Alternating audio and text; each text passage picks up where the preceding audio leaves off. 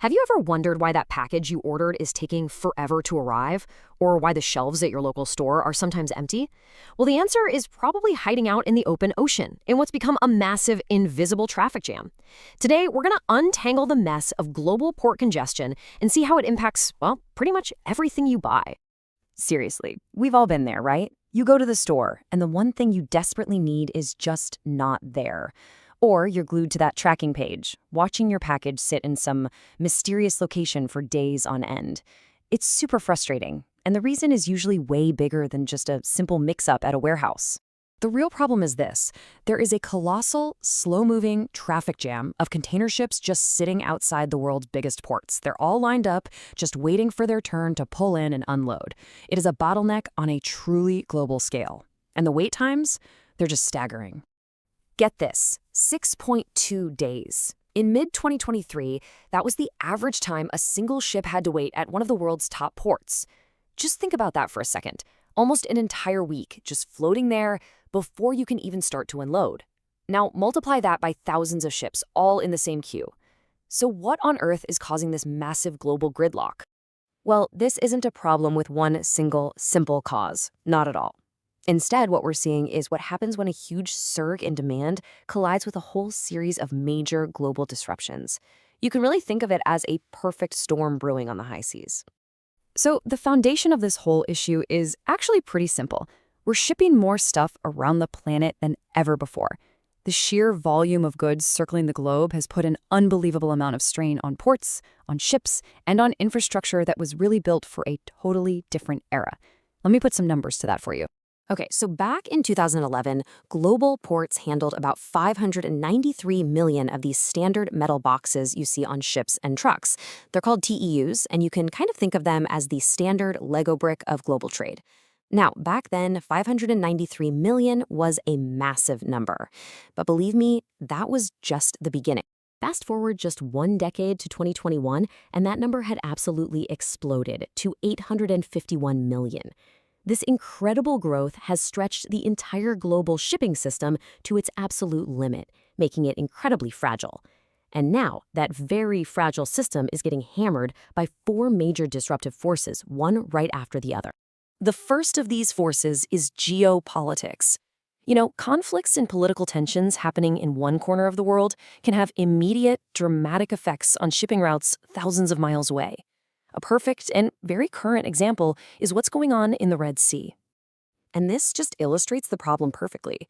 Normally, a ship going from Asia to Europe would zip right through the Suez Canal. It's a direct route, takes about 14 days.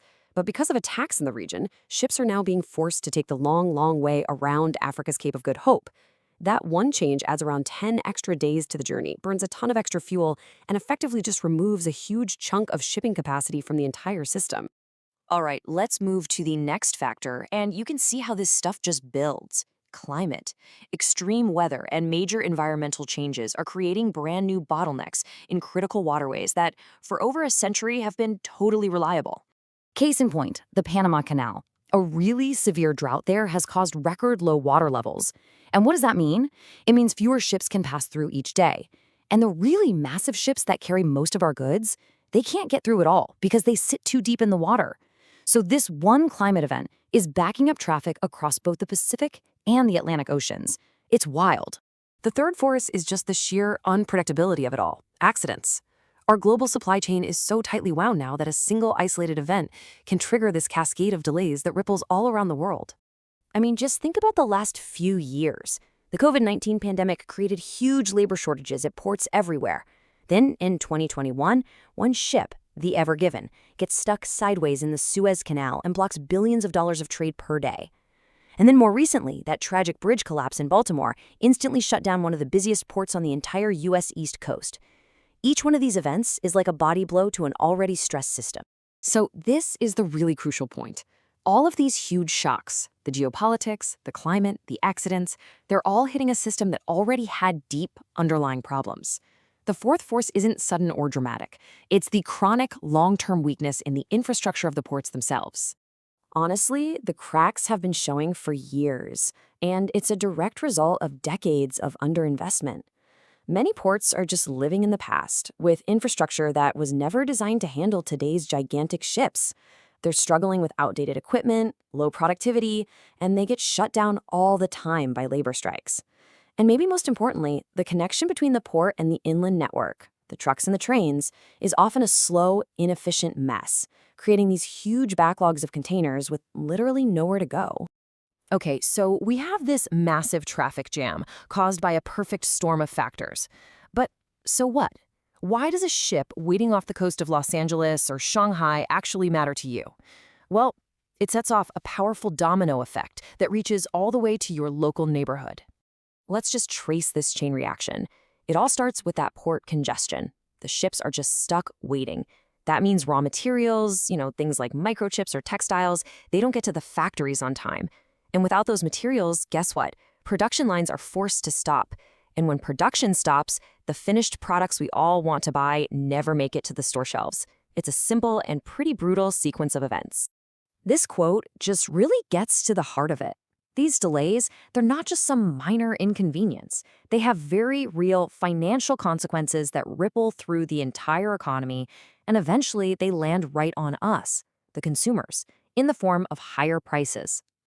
And these costs are totally tangible. Shipping companies pass on higher fees for all that extra fuel and delay time. Fresh and frozen foods can literally spoil in their containers, which leads to waste and higher prices for what's left.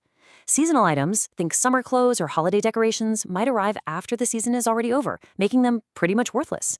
And for businesses, it means paying extra fees for storage and delays, a cost they either have to absorb or pass right on to you. So, is there any way out of this global gridlock? Is there a solution? The answer is yes, but it is not simple. Untangling this knot is going to require a massive, coordinated effort from every single link in the supply chain. Ports are definitely on the front lines, and they are trying to modernize. They're investing in automation and digital tracking to speed things up, and they're trying to expand their physical footprint. But here's the catch. Expanding a port is a multi-billion-dollar, decade-long project. And automation? That often faces huge resistance from labor unions who are worried about losing jobs. So while they're responding, it is a very slow, very expensive, and often very contentious process.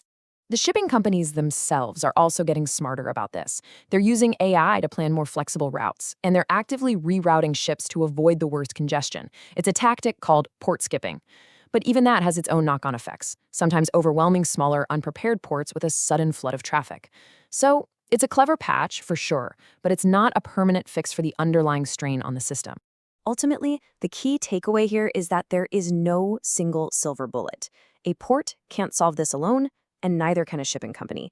It really requires everyone, ports, shippers, truckers, railways, and even governments, to start working together, to share information, and to build a more resilient system for the future. And all of that leaves us with one final, pretty big thought. We've seen how geopolitics, climate, and just plain accidents can bring global trade to its knees.